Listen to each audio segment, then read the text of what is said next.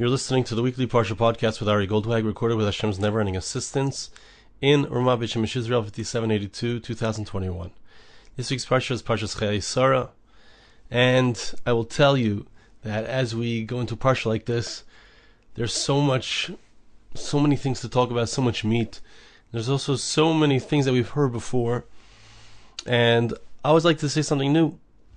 And I'd like to share with you, I haven't done this in a long time, but I'd like to read out of the Sefer Sifsei Chaim from Reb Chaim Friedlander some ideas that he brings based on some midrashim, some gemaras, and here we go. He's talking about the idea of Parsha Machpela. You might know that this week many people have gone to Hebron, to the Ir HaAvos, the city of the forefathers where Abraham, Isaac, and Jacob, Sarah, Rivka, Sarah, Rivka, and Leah are buried. And Adam and Chava, the first man and the first woman, are also buried there. What is special about the Parsha Machpela, this cave? Why did Avraham go to such efforts, go to such lengths in order to acquire it? This is the question that Reb Chaim Friedlander is addressing. I'd like to read it to you inside, and let's study this together. The Torah speaks at length about the back and forth, the purchase of this cave, the Cave of Machpela. Sarah Imenu was not yet buried. Avraham Avinu was in mourning, and he puts in all this effort in order to purchase the Parsha Machpela. To the point where finally he purchases it. It's a very expensive acquisition. Ayin Rashi. Okay. Vayakam Sad Stay Efron Asher Machpela V'chulei. The verse tells us, this is in the beginning of our Parsha, chapter 23, verse 17, that the field goes up from Ephron to Avram. He purchased it to Abraham. The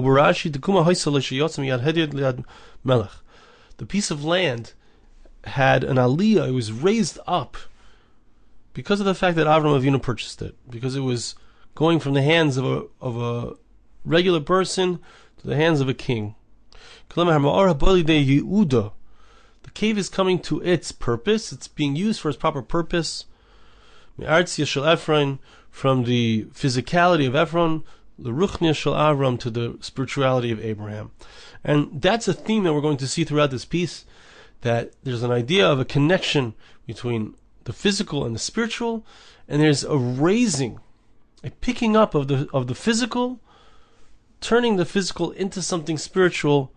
That is the purpose of Avraham Avinu, of course, that's the purpose of the Jewish people, and that is something unique about the character of this Ma'ara, this unique cave, the Parsha Machpela, as we'll soon see. So we see Avraham Avinu does all that he can to purchase it. Gam Yaakov Avinu tziva esmanav ba'arichus. Jacob also, he instructed his children at length, make sure to bury me in the Parsha Machpela, in the field that was purchased by Avraham Avinu from Ephron, etc. And the verse tells us, Asher Karisi, Asher Kanisi, the verse tells us that he says that he purchased it. What does it mean that Yaakov Avinu, Jacob, purchased it? So our Chazal, our sages tell us, Shenatal Yaakov kol kesev izav she'evi mibeis Lavan v'asayis akri. What does it mean, Asher Karisi? It means that he took all of the money that he had gotten from the house of Lavan, that he had sweated and toiled for 20 years in Lavan's house. He purchased a portion of Esav with all of that money, put it all into a big basket, and he purchased it.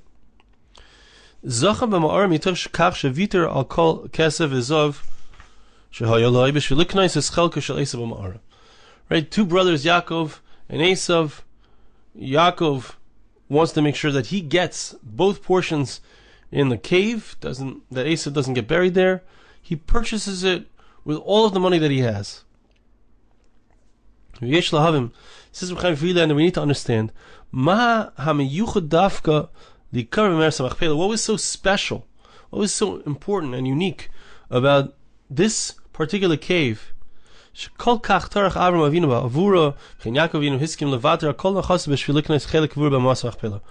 Why Why is it that Avraham was so involved in getting this specific cave? And also, why did Yaakov agree to give up all of his possessions, all of his money, in order to take that portion in the Morah?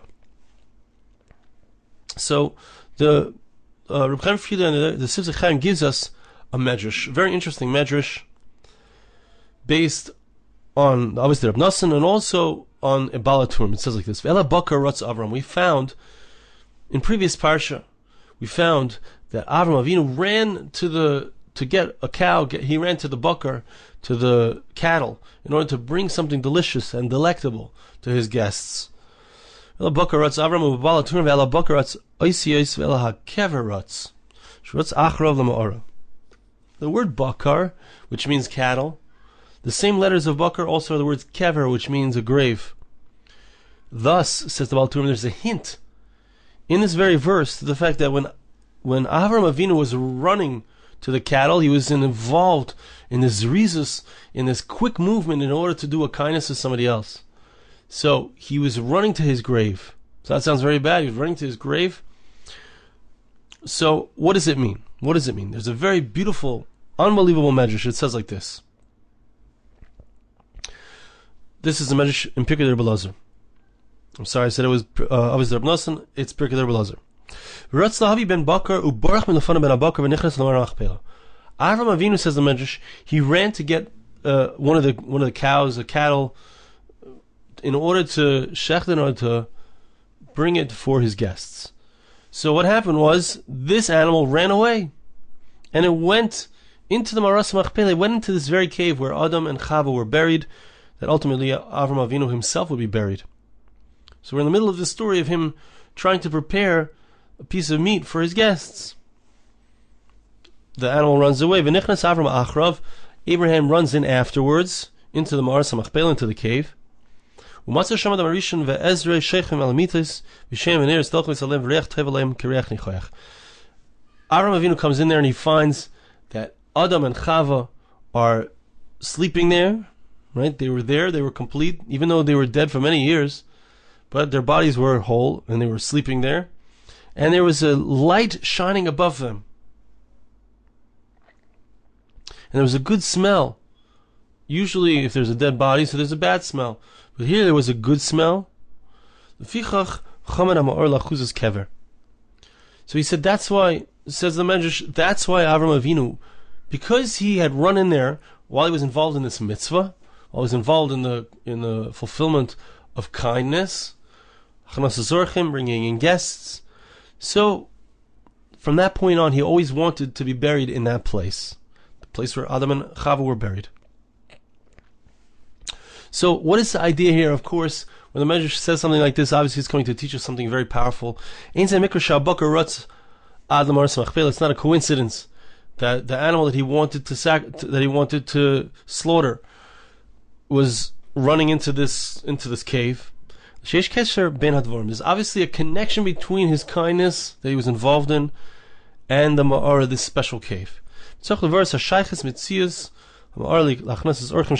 need to understand the connection between finding this cave and the Achnasas Orchim of Avraham, the kindness that he did. So, in trying to understand, so we need to understand, says Reb Chaim Friedlander, what is the idea of Adam Harishon Achar Achet? Adam Harishon in his death. Adam Harishon in his death, he's sleeping there, so to speak. He's dead, but his body is shining, and there's a good smell. Chazal Amru Sha'aram Nichnas Lamar Ra'as Adam Harishon V'Chava Shechem Yishenim Alamitas V'Rech Toiv Aleim Kerech Nichoch. Ma Perishinaza. What is the understanding of this sleep? Why was there a good smell even there? It's very unusual. It's very strange. The Gemara tells us. We also find that there was a ner dailek, there was a light shining. We find that when a child is inside of its mother,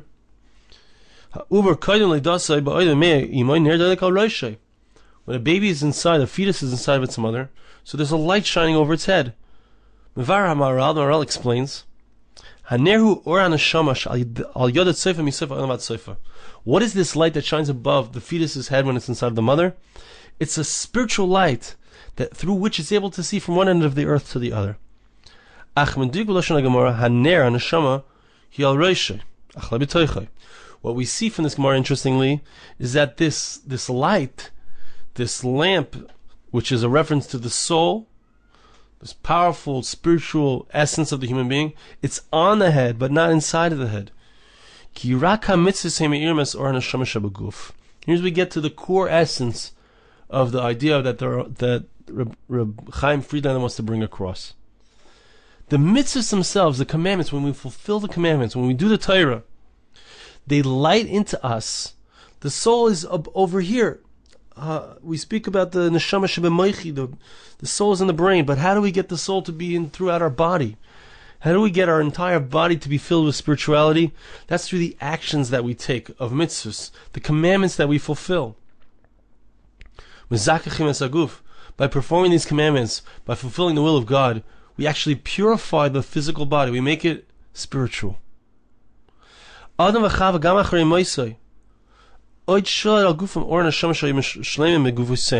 you need to understand, Adam and Eve, they were incredible, most amazing people. They had God speaking to them directly. Yes, they sinned. Yes, they were thrown out of the garden, but they were on an extremely high level. Despite that, they were tzaddikim. They were righteous individuals. Because of that, they had purified their physical body to the point that their body did not decay. There was a good smell, not like the ordinary smell when there's a body that's in decay. Issa Gemara brings down the Gemara that says, very interesting idea. What is the idea of a good smell? Smell is something which, when you have a good smell, you're supposed to make a blessing. How do we know that there's an obligation to make a blessing when we have a good smell? The entire soul is to praise God, says the verse. So, what is it something, where do we see something that the soul enjoys, but not the physical body? There's something spiritual when we have a good smell. When you smell bisamim, you smell spices, something that smells good. It's something that the physical body doesn't really have benefit from, but the spiritual aspect of a person does, and therefore there's an obligation to bless, to make a blessing. Okay, so the smell, the good smell, indicates something which is very spiritual, says Reb Chaim. The hanas hareach yana ala gvul sheben aruchnius legufnis. He says the enjoyment of smell is something which is on the border between a physical and spiritual enjoyment. Motzi Shabbos, we lose our neshama yasir, we have an extra soul. The soul is in our body further than it usually is on Shabbos. So, when the soul, that extra aspect goes out of our body, so then we smell the besamim. It's something that gives us an extra spiritual enjoyment. So, he says like this. When Chazal say to us, when our sages say to us, the Adam HaRishon, after his death, there was a beautiful smell coming out of him, this indicates the fact that his death, his physical body, even after death, he was not affected by that death. It wasn't rotting, it didn't have a bad smell. His physical body had become purified. That's something that happens through our mitzvahs, as we saw. And he brings down the Ramchal. I'm not going to read the entire piece inside, but he brings down from the Ramchal that the soul has the ability to purify the physical body through the mitzvahs that we do. Right? We talk about a zechus. It's a merit for us. What does the word zechus mean? It means zakus, which means purifying. We purify the physical body through the mitzvahs. And the person has the potential to become extremely spiritual through these actions. Well, I will read to you a little bit of the Ramchal. The reason that the soul comes into the human body is to purify it.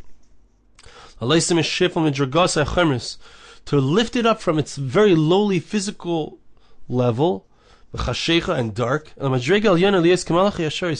to give it light, to be like an angel. ודבר זה מצאנו כבר במשה רבינו עליו השלום, שזכה וזיכך את חמר יוסי, ששר למדרגת מלאך ממש. וכבר רוב כל ישראל כיכרן על פני משה. We see this idea about Moshe Rabbeinu. Moses, he went up, he received the Torah from God, he came back down, and there was a shine coming out of his face. Karan or Parnov. He had this amazing shine which represented the fact that he had transformed his physical body into something spiritual. And Neshama mitzad atzma, says Reb Chaim, mitzad atzma yitamid zeheres.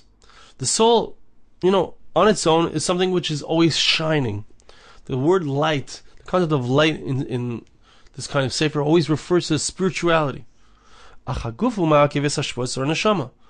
the thing that prevents that light from shining out completely is the physical body. When the spiritual purifies the body, so then the body itself shines as a result. So it's like that's the idea here. It's like Moshe Rabbeinu, like Moses. That's what Avraham Avinu saw when he came into the Parsha Machpela, that Adam Harishon had accomplished this throughout his life, and as a result of that, Avraham Avinu wanted this place of Parsha Machpela.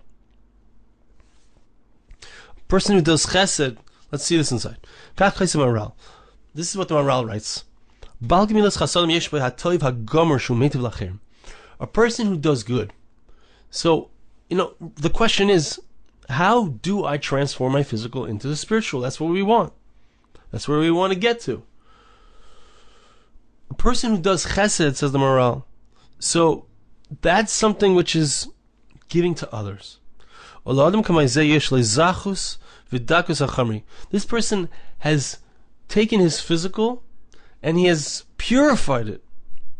He's not completely physical anymore. What is the physical aspect of the human being? The physical aspect is something which always wants to receive.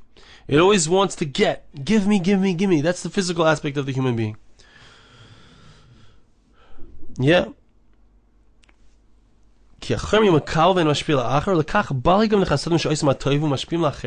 When someone does kindness to others, so then he's transforming the physical aspect of himself. He's changing himself into something else. He's changing himself into something spiritual. He's purified his physical. Right? Think about it. Anytime a person sins, it's because they want something for themselves. A person steals, they want something that belongs to somebody else. It's all about taking. It's always about taking. That's the sin. And the mitzvahs are all about giving, about transforming that which I would like to take into something which I can give. A person who's attached to his physicality, he can't become a chassid. He can't become a person who's a bal chesed. A chassid, the word chassid means to do kindness. Okay. So, but to the extent that we do indeed do kindness to others, now is what Avraham Avinu was doing. Not only that, says Reb Chaim Friedlander, but Avraham. There was something very unique about the kindness that he did, and that was that he did it with alacrity. He did it with quickness. He was running. And that's another thing. The physical aspect of the human being weighs him down. I'll feel lazy. I don't feel like doing anything. That's the physical aspect of the person. Taking the opposite tack. Going in the opposite direction. Doing kindness. Not just doing kindness, but doing it with quickness.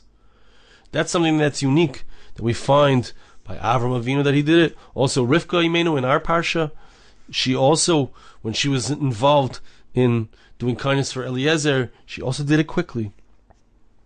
He brings on the Ramchal, their actions, the actions of the righteous are always done quickly. They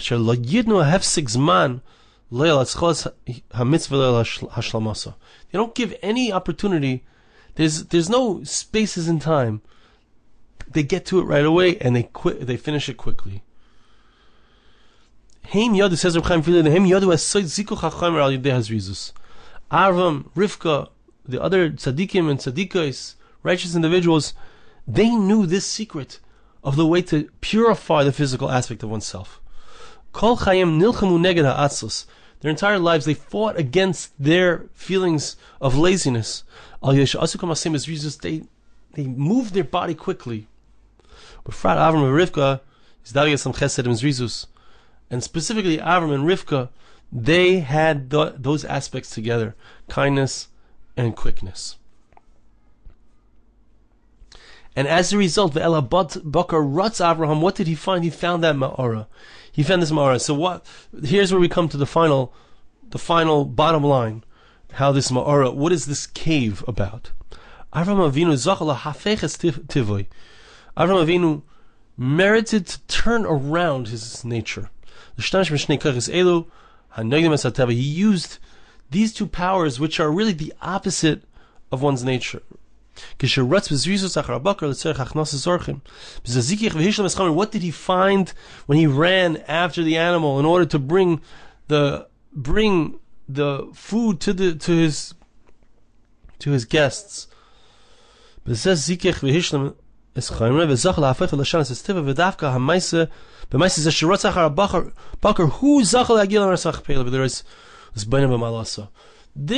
Ma'aras Machpela represents this concept. There is madrigas gufa mezukach mechamriusoi. He saw there. What did he see inside of the Ma'ara? He saw Adam Harishon, the first man, who represented this aspect of having purified himself so completely through his spirituality. Kasher Raz Adam Harishon, he saw Adam. He saw the smell. He smelled the smell. As he said, this smell represents the purification of the body. This cave is a place of connection. It keeps the soul and the body connected even after death. As our sages say, it's Gemara in Erevin, Daf Nun Gimel. Rav Shmuel zelef nimizeh bais v'aliyah. There's two opinions as to why it's called Machpela, which means a doubling. What was the Machpela? What was this doubling? It means there was one cave inside of another cave, or it means there was a lower level and an upper level. But what is the idea here of an inner cave, outer cave, lower level, upper level? You have this connection of the inner aspect and the outer aspect. The soul and the body. The physicality and the spirituality. Where was this place? It was Chevron. The word Chevron is a lashon chibur, which means connection. It's true that this is completely dependent upon a person's actions, the service of a person to God. But the place itself, Chevron was the place where Avram lived. The place itself, being in a spiritual place, has an impact on the person, on the individual. We'll just finish off here with the final words of Reb Chaim Friedlander. The bottom line is that every single action that a person does, kindness, alacrity, quickness, it purifies the body. And it gives us power over our physicality.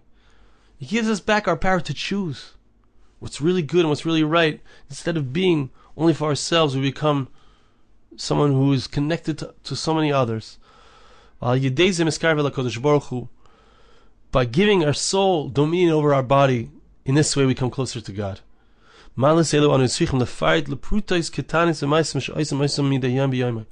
These are actions that we need to take every single day. Small actions.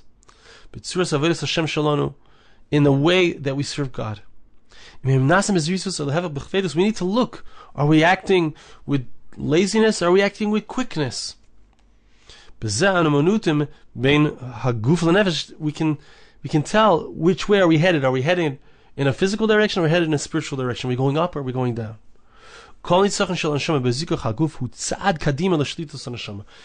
success that we have in our soul purifying our body is another step forward in giving our soul power over the body. And in this way, we come closer and closer to God. So I want to bless you and I ask you to bless me.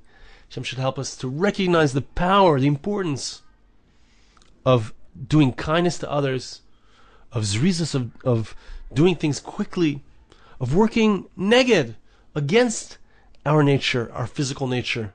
And indeed, to the extent that we do, Hashem should bless us and help us, that we should be able to purify our physical bodies and come ever closer to Him.